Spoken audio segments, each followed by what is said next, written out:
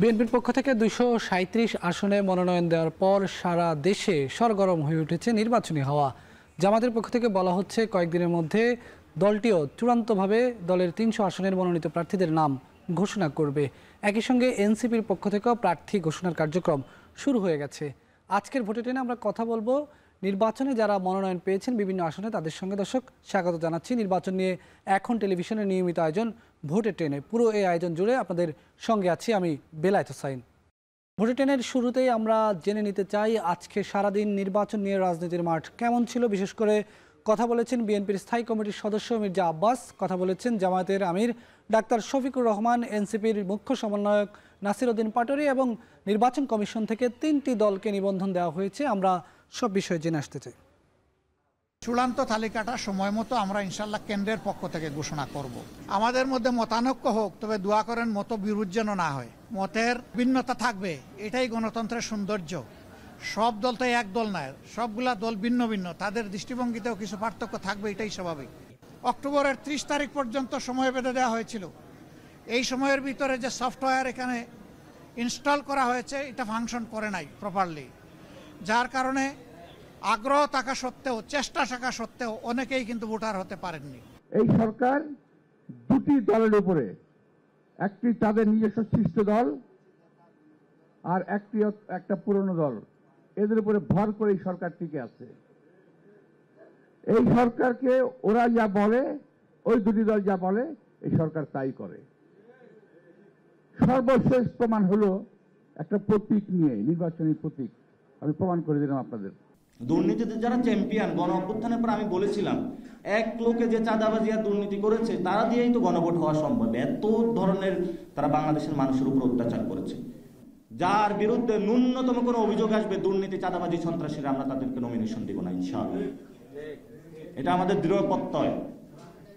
এবং কোনো গুন্ডাবাজি, সন্ত্রাসী বাংলাদেশে আমরা চলতে দিব না। পুনঃ তদন্ত করে আমরা যে সিদ্ধান্তে কমিশন এসছেন, 8টা দলের সঠিকতা না পাওয়ার জন্য নামঞ্জুর করা হয়েছে। তাহলে আমরা 3টা দলের কাগজপত্র সঠিকতা পেয়েছি এবং সেই 3টা দল হচ্ছে বাংলাদেশ সমাজতান্ত্রিক দল মার্ক্সবাদী, বাংলাদেশ আম জনগণ পার্টি এবং জাতীয় নাগরিক পার্টি এনসিপি। আমরা শুনলাম রাজনৈতিক দলের নেতাদের বক্তব্য, একই সঙ্গে নির্বাচন কমিশনের সচিবের বক্তব্য শুনলাম। আমরা এই পর্বে তৃণমূলের আলোচনায় ফিরতে চাই। আজকের আলোচনার বিষয় আমরা ঠিক করেছি মনোনয়ন। এ বিষয়ে আলোচনা করার জন্য চট্টগ্রাম থেকে আমাদের সঙ্গে যুক্ত হচ্ছেন চট্টগ্রাম 8 আসনের বিএনপি মনোনীত সংসদ সদস্য প্রার্থী এরশাদুল্লাহ। তার সঙ্গে কথা বলবেন আমাদের সহকর্মী ফয়সাল করিম। ফয়সাল করিম, আপনার মাধ্যমে বিএনপি মনোনীত প্রার্থীর সঙ্গে কথা বলতে চাই। একই সঙ্গে আমি দেখতে পাচ্ছি আপনার সঙ্গে প্রচুর সাধারণ মানুষ, ভোটাররা আছেন, তাদের সঙ্গে একটু কথা বলবেন। জানতে চাই প্রার্থীর কাছ থেকে, বিশেষ করে বিএনপি মনোনয়ন দেওয়ার পর তাদের এলাকার নির্বাচনী হাওয়া এখন কেমন, কী ধরনের আবেদন নিয়ে তিনি এলাকার মানুষের কাছে যাচ্ছেন বা কী ধরনের প্রতিশ্রুতি দিচ্ছেন। ফয়সাল করিম। বেলায়েত, আমরা আসলে চট্টগ্রামের 8 আসনের যিনি প্রার্থী তার কাছে এখন যেটি জানতে চাইব যে তার আসনের আসলে যারা জনসাধারণ আছেন তাদের দীর্ঘদিনের একটি দাবি যে কালুরঘাট সেতু এবং ওই প্রান্তের যে যোগাযোগ ব্যবস্থা কিংবা আর্থসামাজিক ব্যবস্থা সেটিকে কাজে লাগানোর উপর কিন্তু অনেক সরকারি জোর দিয়েছিল, কিন্তু সেটি বাস্তব হয়নি। তো আমরা 8 আসনের যিনি প্রার্থী আছেন তার কাছে জানতে চাইব তিনি যদি নির্বাচিত হন তাহলে কালুরঘাট সেতু সহ সেই প্রান্তের যে যোগাযোগ ব্যবস্থা, আর্থসামাজিক যে ব্যবস্থা বা এখনকার অবস্থা আছে সেটিকে উন্নয়নের জন্য তিনি কিভাবে আপনি আসলে কাজ করবেন। ধন্যবাদ। কালুরঘাট সেতু হচ্ছে বোয়ালখালীবাসীর দুঃখ। এই সেতু গত 15 বছর আওয়ামী লীগ সরকার এখন পদক্ষেপ নিয়ে কোনো কাজ করেনি। তো বর্তমানে আমরা ইনশাআল্লাহ আমরা যে বিএনপি দানের শেষ আগামী দিনে ক্ষমতায় যাই, আমাদের প্রথম পদক্ষেপ হবে কালুরঘাট সেতুর কাজ শুরু করা। এবং যেহেতু এটা টেন্ডার হয়ে গেছে, কিন্তু যে কাজগুলো এখন বাকি আছে, মানে এখানে অ্যাকোয়ার করা কাজ, জায়গা অ্যাকোয়ার করা এবং প্রাইমারি যেসব কাজগুলি আছে এগুলি যেগুলো শুরু করা দরকার। আমার সাথে রেলওয়ের সাথে যোগাযোগ আছে, কারণ রেলওয়ে এটা কিন্তু রেলওয়ে এটাকে কোরিয়ান একটা এক্সিম ব্যাংক এটাকে অনেক লোন দিয়েছেন। সুতরাং তাদের কন্ট্রাক্টররা যে না আসলে কিন্তু কাজটা শুরু করতে পারবে না। তা আমি মনে করি আমরা দ্রুত গতিতে কীভাবে এটাকে শুরু করা যায় এবং তাড়াতাড়ি কীভাবে শেষ করা যায় এ ব্যাপারে আমরা ব্যবস্থা নেব। এবং এই কালুরঘাট ব্রিজ হওয়ার পর ওদিকে আমাদের বিশেষ করে ব্যবসা বাণিজ্যের ব্যাপারে, আমাদের ইন্ডাস্ট্রিয়ালাইজেশন, আমাদের শিল্পায়ন বিসিক বলেন, বড় শিল্প বলেন, এগুলি এখানে শহরের মধ্যে আর কোনো শিল্পায়ন সম্ভব না।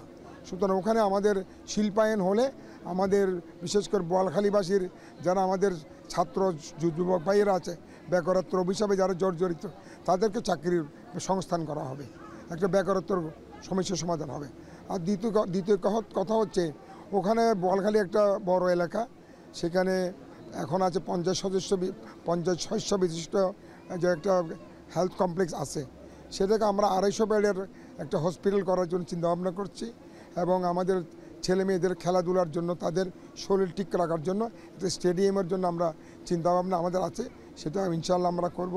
আর বাকি হচ্ছে ওখানে বিশেষ করে নদী ভাঙা, যে কর্ণফুলী নদীর ভাঙন থেকে রোধ করা, এবং এখানে আপনার রাস্তাঘাট, স্কুল কলেজ, তারপরে বিভিন্ন ধরনের আর্থসামাজিক উন্নয়ন এবং অবকাঠামো উন্নয়নের ব্যাপারে, এবং আমাদের বিশেষ করে এখানে যেটা আপনার করলডাঙ্গা পাহাড় যেটা আছে, ওখানে একটা বিনোদন কেন্দ্র করা যায় কিনা পর্যটনের জন্য, যেহেতু কল্যাণ নদীর ঘেরাওয়ার করে এখানে কিন্তু পাহাড় রয়েছে, পাহাড় আর নদী রয়েছে।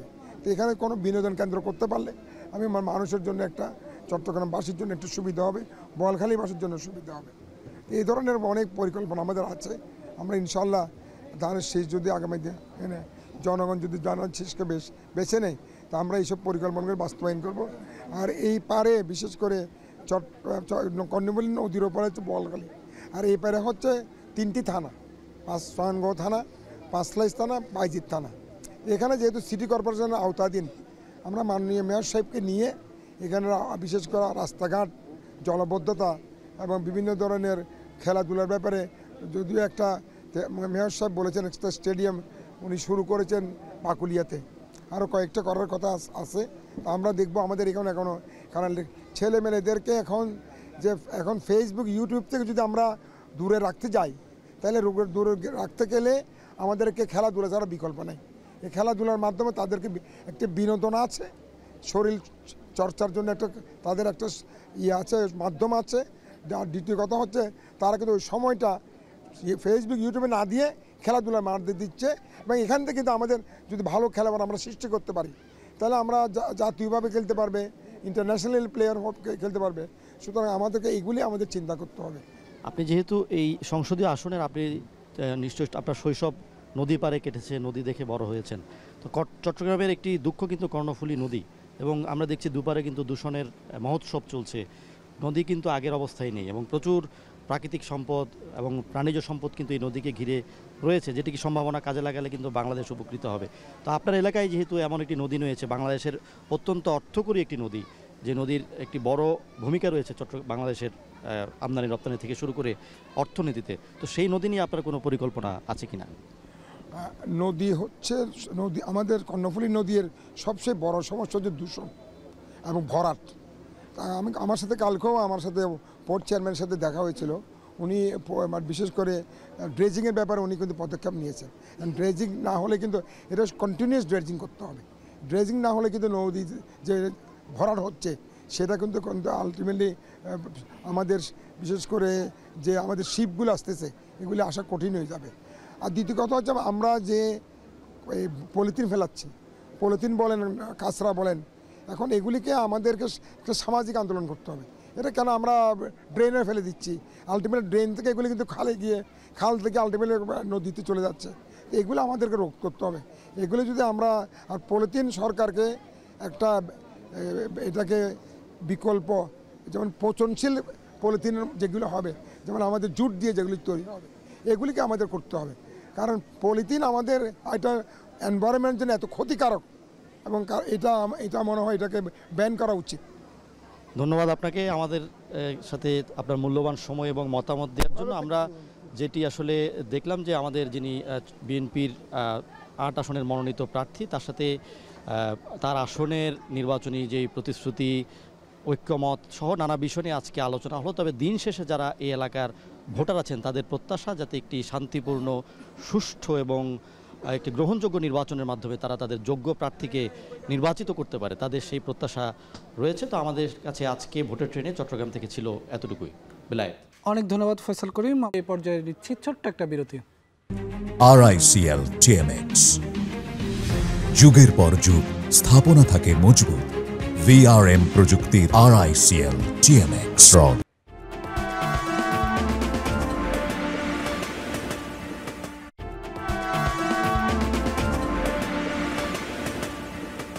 দর্শক, এ পর্যায়ে আমরা কথা বলবো কুমিল্লা 5 আসনের জামাত ইসলামী মনোনীত সংসদ সদস্য প্রার্থী ডক্টর মোবারক হোসেনের সঙ্গে। তার সঙ্গে আলোচনা করবেন আমাদের সহকর্মী খালিদ সাইফুল্লাহ। খালিদ, আমরা একটু আগে চট্টগ্রাম 8 আসনের বিএনপি মনোনীত একজন প্রার্থীর সঙ্গে কথা বলেছিলাম। তিনি তার এলাকার বিভিন্ন উন্নয়ন কর্মকাণ্ডের প্রতিশ্রুতি দিচ্ছেন। মনোনয়ন পাওয়ার পরে বিভিন্ন এলাকায়, বিশেষ করে সারা দেশেই বিএনপির এই মনোনয়নের নির্বাচনী যে হাওয়া সেটি শুরু হয়ে গেছে। জামাত মনোনীত প্রার্থীর কাছে জানতে চাই, তাদেরও চূড়ান্ত প্রার্থী তালিকা প্রকাশ করা হবে। এই পর্যায়ে যারা কাজ করছেন মাঠে, তারা কি ধরনের প্রতিশ্রুতি নিয়ে যাচ্ছেন ভোটারদের কাছে, বা এখন পর্যন্ত কি আলোচনা আছে তাদের কাছে? আমি কুমিল্লা 5 আসনের একটি গুরুত্বপূর্ণ জায়গা ময়নামতি, এখানে আছি। আমার সাথে বিএনপি এবং জামায়াতের নেতৃবৃন্দ এখানে উপস্থিত রয়েছেন। তার মধ্যে এই আসনটিতে জামায়াতের যিনি প্রার্থী ডক্টর মোবারক হোসেন, আমরা তার সাথে কথা বলবো, এবং বিএনপি নেতৃবৃন্দ আছে, আমরা তাদের সাথেও কথা বলবো। কুমিল্লায় 11টি আসনে কিন্তু আমরা দেখতে পাচ্ছি যে জামাত মাঠে নেমেছে, নির্বাচনে প্রতিশ্রুতি দিচ্ছেন, ভোটারদের কাছে যাচ্ছেন, এবং সবগুলো আসন কেমন কাজ চলছে, ভোটারদেরকে আপনারা কি প্রতিশ্রুতি দিচ্ছেন, এবং আপনার নিজের আসনের কথাও বলবেন, যেখানে আপনাদের জনগণের সাথে প্রতিশ্রুতি কি? জি, ধন্যবাদ আপনাকে।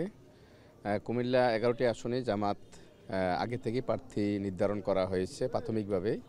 সেই ধারাবাহিকতায় প্রার্থীরা প্রত্যেকটা গ্রামগঞ্জে, হাট বাজার, রাস্তাঘাট, শিক্ষা প্রতিষ্ঠানগুলোতে যাতায়াত করছেন, গণসংযোগ করছেন, এবং প্রত্যেকটা বাড়িতেও গণসংযোগ চলছে। সেই ধারাবাহিকতা আলহামদুলিল্লাহ প্রত্যেকটি আসনেই জামাতের আলহামদুলিল্লাহ অনেকটা অবস্থান অনেক ভালো। আমাদের কুমিল্লা 5, বুড়িচং, বামনপাড়া 2টা থানা নিয়ে একটি আসন।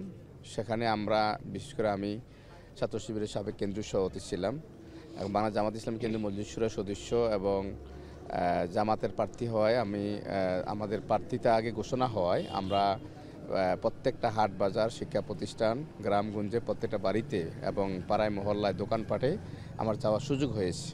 সেখান থেকে জনগণ এখন পরিবর্তন চান। আমি যতটুকু তাদের সাথে কথা বলে যে একটা পরিবর্তনের সুর তাদের ভিতরে আসছে, এবং বিশেষ করে তরুণ প্রজন্ম যে উদ্দেশ্যে একটি নতুন বাংলাদেশ তারা উপহার দিয়েছে, যে তাদের মূলত একটা জনপ্রিয় স্লোগান ছিল উই ওয়ান্ট জাস্টিস।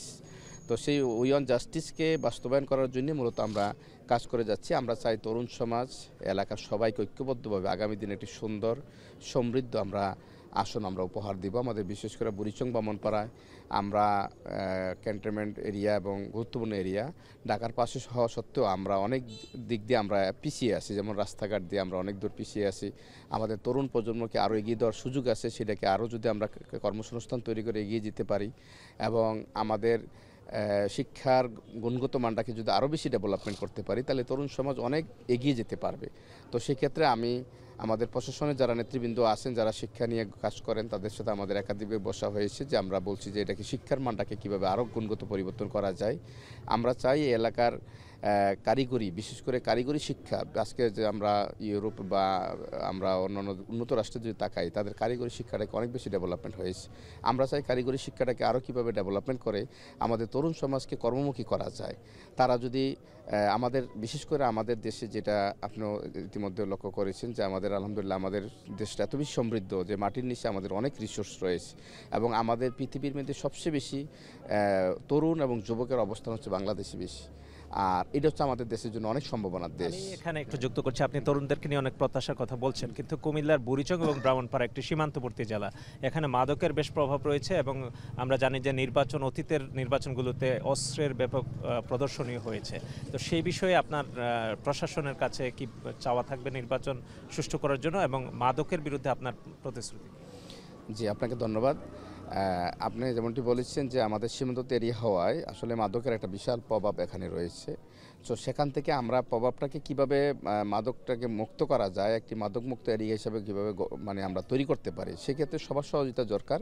এক্ষেত্রে আমরা প্রশাসনের সাথে বহুবার আমাদের এসপি সার্কেল, আমাদের 2 থানার ওসি মহোদয় এবং তাদের যারা দায়িত্বপ্রাপ্ত ব্যক্তি আছে তাদের নিয়ে আমরা একাধিকবার বসছি যে তারা যেন মাদকের ব্যাপারে জিরো টলারেন্স থাকেন। আর এই ক্ষেত্রে আমাদের সবাইকে সচেতন হতে হবে, শুধু প্রশাসন এককভাবে এটা বাস্তবায়ন সম্ভব না। এখানে আমাদের রাজনীতি নেতৃবৃন্দ যারা আছে আমরা সচেতন হতে হবে, অভিভাবক আছে, শিক্ষার্থী বন্ধুগণ আছে, সবাই মিলে যদি আমরা সচেতন হই তাহলে মাদকের প্রভাব থেকে আমরা মুক্ত হতে পারবো। ধন্যবাদ। আপনাকে আরেকটি প্রশ্ন করতে চাই যে এখানে বিএনপির যিনি প্রার্থী হচ্ছেন তিনিও তরুণ প্রার্থী, প্রথম নির্বাচন করছেন সংসদ সদস্য হিসেবে, আপনি আপনার প্রতিপক্ষ হিসেবে বিএনপির প্রার্থীকে কিভাবে দেখছেন? যে আমি ওয়েলকাম জানাচ্ছি আমাদের জসিমউদ্দিন জসিম ভাইকে, যিনি গতকাল প্রাথমিকভাবে যিনি ঘোষণা হয়েছে যে আমাদের কুমিল্লা 5 থেকে জসিমউদ্দিন ভাই ইলেকশন করবেন।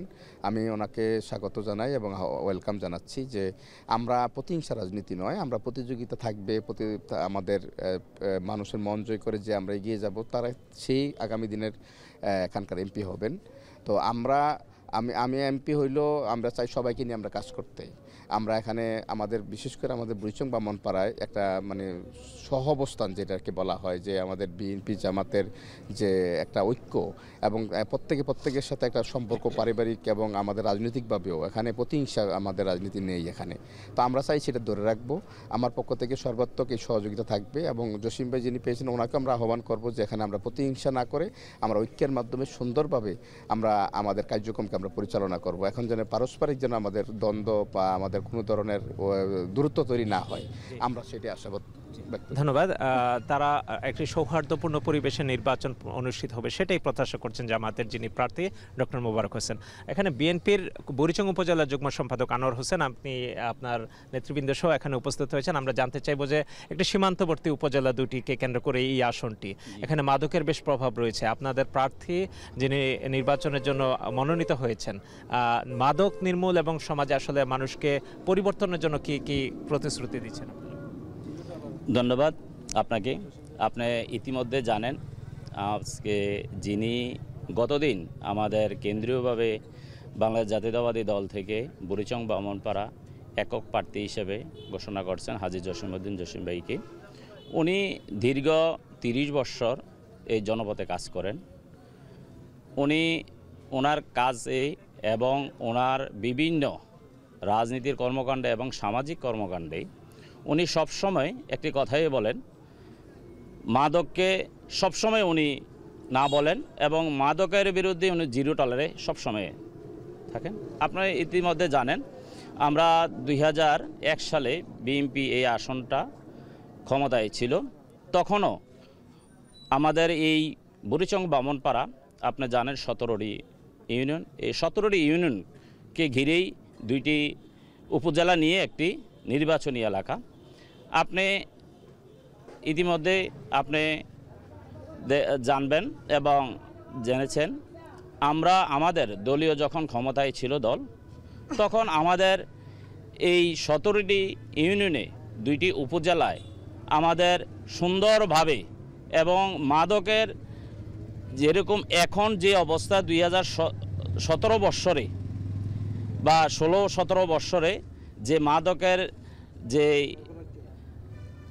সব যুবকেরাই আমাদের মাদকের দিকে আসক্ত হয়ে গেছে।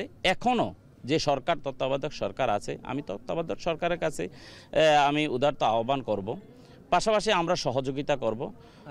আপনারা তো এখানে দীর্ঘদিনের মিত্র জামাতের সাথে আপনারা জোটবদ্ধভাবে এই মহাসড়কে অবরোধ করেছেন, আন্দোলন করেছেন।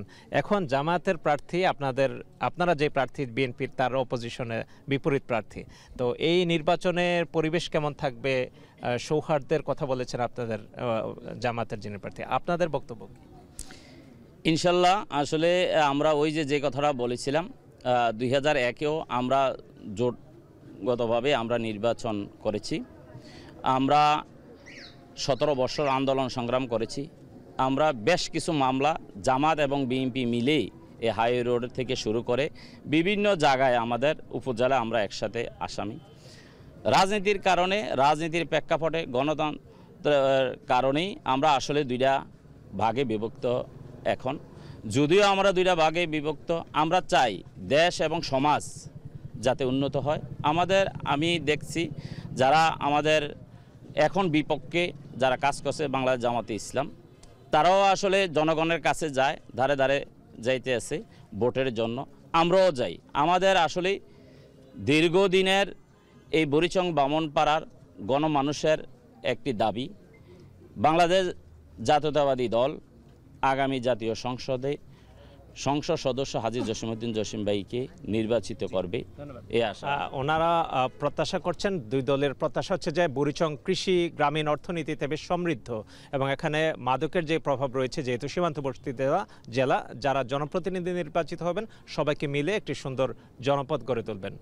বেলায়েত, অনেক ধন্যবাদ।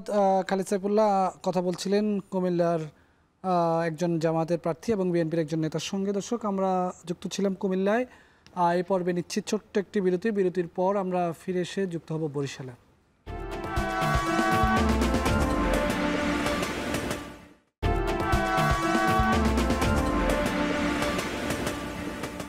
স্বাগত আরেকবার। দেখছেন ভোটের ট্রেন, সঙ্গে যুক্ত আছে আমি বেলায়েত হোসেন। দর্শক, এ পর্বে আমরা যুক্ত হব বরিশালের থেকে আমাদের সঙ্গে যুক্ত হবেন বরিশাল 5 আসনের বিএনপির মনোনীত সংসদ সদস্য প্রার্থী, বিএনপি চেয়ারপারসনের উপদেষ্টা অ্যাডভোকেট মজিবুর রহমান সরোয়ার আমাদের সঙ্গে আলোচনায় যুক্ত হবেন। বরিশাল মহানগর জামাত ইসলামের আমির, বরিশাল 3 আসনের প্রার্থী জামাতের অধ্যক্ষ মাওলানা জহিরুদ্দিন মোহাম্মদ বাবর। আর এই দুজনের সঙ্গে আলোচনা করবেন আমাদের সহকর্মী ফেরদৌস সোহাগ। সোহাগ, আপনার মাধ্যমে এই দুজনের সঙ্গে একটু আলোচনা করতে চাই। দুজনই তো আসলে দলের গুরুত্বপূর্ণ অবস্থানে আছে। তারা এখন প্রার্থিতা নিয়ে তৃণমূলের মানুষের কাছে যাচ্ছেন, কি আবেদন নিয়ে যাচ্ছেন, মানুষের সাড়া কেমন পাচ্ছেন, পাশাপাশি স্থানীয় যে সমস্যাগুলো আছে সেগুলো কতটা তাদের আলোচনায়, তাদের প্রতিশ্রুতিতে, তাদের গণসংযোগে উঠে আসছে। ফেরদৌস সোহাগ। আপনাকে ধন্যবাদ বেলায়েত। আপনি যথার্থই বলেছেন। আমার ডান পাশে রয়েছেন বিএনপির চেয়ারপারসনের উপদেষ্টা অ্যাডভোকেট মজিবুর রহমান সরোয়ার। তার আরেকটি পরিচয় আছে, তিনি কিন্তু বরিশালের মেয়র ছিলেন, হুইপ ছিলেন এবং একই সাথে একাধিকবার জাতীয় সংসদের সদস্য ছিলেন। আর আমার বাম পাশে রয়েছেন তিনি জামাত ইসলামী থেকে জহিরুদ্দিন মোহাম্মদ বাবর। তিনি কিন্তু বরিশাল 3 আসনের সংসদ সদস্য প্রার্থী এবং বরিশাল মহানগর জামাতের আমির। এছাড়া তিনি কেন্দ্রীয় একটি পদেও রয়েছেন। তো আমরা ডান দিক থেকেই শুরু করতে চাই। সরোয়ার ভাই, আপনি তো মনোনয়ন পেলেন, তো এই মনোনয়ন বহুবার আপনি জাতীয় সংসদ নির্বাচন করেছেন এবং নির্বাচিত হয়েছেন, তো এইবার যে মনোনয়ন পেলেন আপনার অনুভূতি শুনতে চাইব এবং কোন বিষয়টিকে আপনার কাছে এবার মনোনয়ন পেতে অসংখ্য কিন্তু বরিশালে এবার 10 জনের অধিক আমরা জানি যে প্রার্থী ছিলেন, তার মধ্যে থেকে আপনাকে কেন বেছে নেওয়া হলো, বিষয়টি যদি একটু খোলাসা করতেন। বিসমিল্লাহির রহমানির রহিম। আজকে আমরা সময় টেলিভিশনে এখন টেলিভিশনে কথা বলতে এসে আমরা ধন্যবাদ জানাচ্ছি আমার কাউন্টার যে জনাব বাবর সাহেবকে এবং আজকে যারা আপনারা দেখছেন তাদের সবাইকে সালাম শুভেচ্ছা জানাচ্ছি, দোয়া যাচ্ছে। আমরা আসন্ন সংসদ নির্বাচনকে অন্য সময়ের চেয়ে গুরুত্বপূর্ণ এই জন্য যে একটা ফ্যাসিস্ট সরকারের পতনের মধ্য দিয়ে আমাদের নির্বাচন হচ্ছে।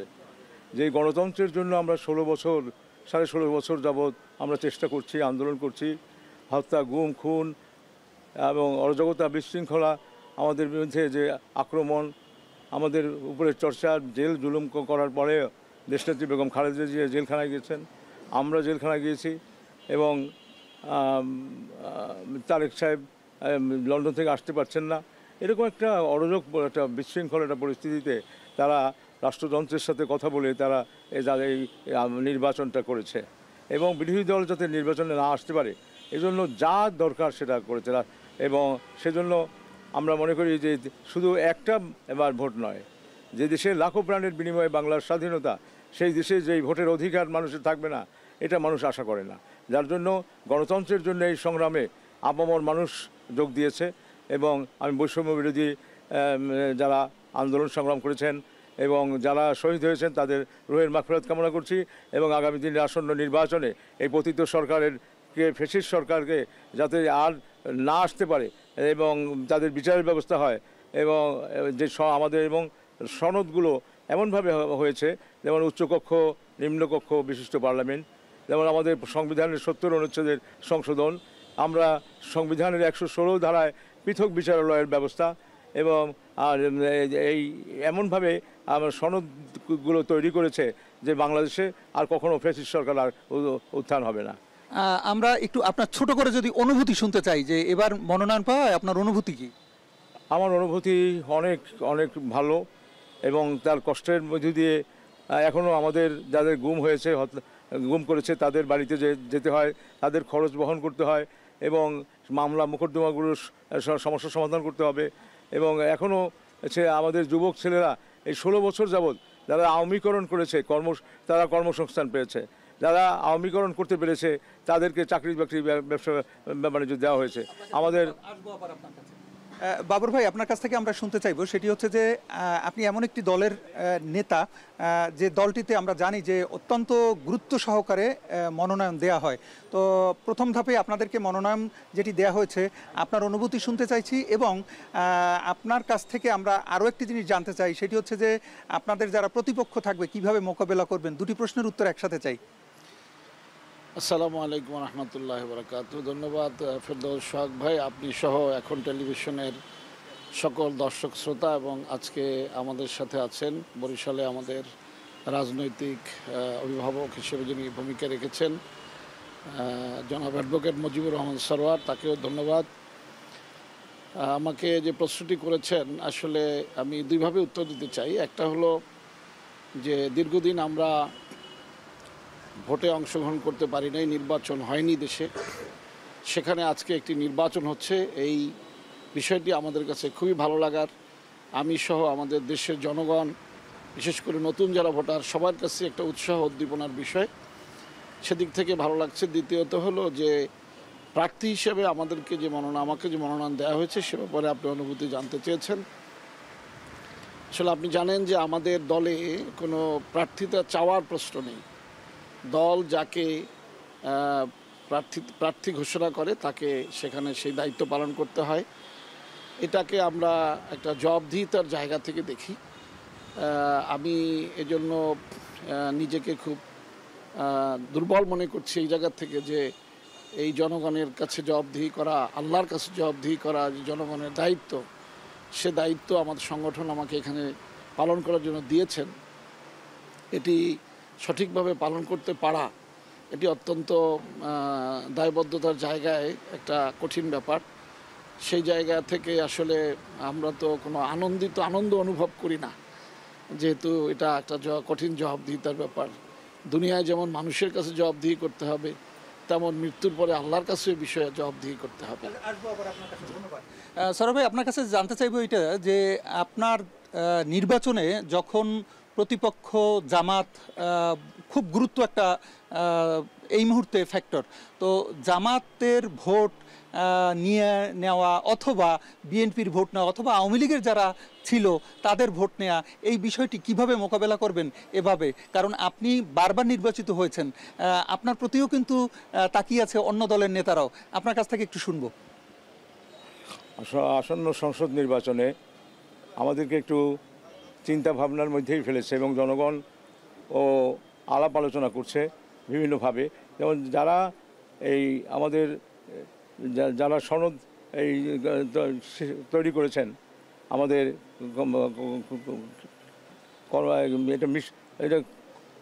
রিয়াজ সাহেবের নেতৃত্বে বা ডক্টর ইউনূস সাহেবের নেতৃত্বে যে কমিশন, তারা 12টা সাবজেক্টে কমিশন করেছে, এবং দেখা গেছে রাজনৈতিক দলগুলোর সাথে আলোচনা করে গণতন্ত্রের কথায় বেশি না বলে তারা অন্যান্য বিষয়ে গিয়েছেন।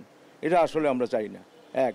আর দ্বিতীয়ত, আমরা এই নিরপেক্ষ সরকারের অধীনে ভোটের জন্য আমাদের সাথে জামায়াতের যে সম্পর্ক ছিল, সে সম্পর্কে একটা বিষয় ছিল, সেটি হলো আমরা নিরপেক্ষ সরকারের অধীনে ভোট চাই।